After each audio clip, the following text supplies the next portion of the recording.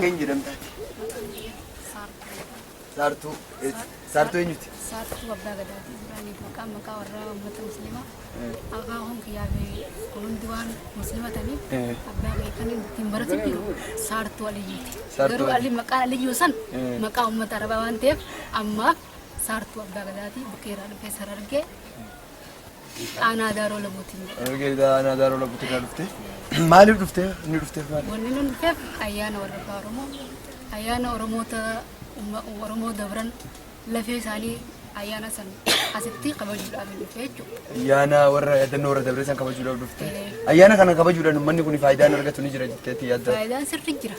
Jiraachuu isaa duraan uummanni Oromoo kaan musliima ta'anii kaan kiristaana ta'anii waan ifii gatanii kaan bataskaana jala dhaabbatee waan ifiitiin isaan guddisaa ture. Masgiida deemee salaatuu turan. Arra san hunda akka bikka kanatti nuuf walitti qabaman gammachuu guddaan dhagamaa abbootii keenya akkanaa Wallaggaa Tuulamaa Mancaa Harargee wal agarree akka waliin gammannee waliin taa'uun kun lafee tana kabajuurraa kan ka'e ni jedha. Kanaafuu faayidaa guddaa qaba jettee? Faayidaa guddaa qaba. Haalaan.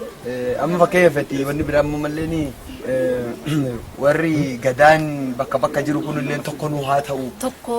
Kan jiru turan. Yoo maal jetta sirriitti? Sirri tokko nu haa ta'u.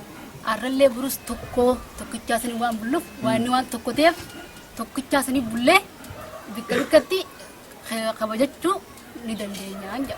Tokko akka waliigalaatti godhannee bakkatti jalattis immoo kabajuun ni danda'amti. Uummanni kun arabaa achi ta'anii hanga gandaa hanga raddaatti masgiidota qaban ni qabanii kan qaban kanarraa soomana qaban uummanni sanirraa hanga yukkisan dhaqaniiti waan akkatti ijaaramtu jira. Sanin naannawanii ayyaana san kabajatan. Maaliif waan lafeen isaanii bikkisan jirtuuf lafeen uummata musliimotaa warra du'anii sin jechuudha. Nuti ammoo bikkituun akkas nu taate gandatti aanatti kabajannu hawwiin qaba. Galatoomi isaati. Nama dargaggeessa tokko dhiira keessaa nama.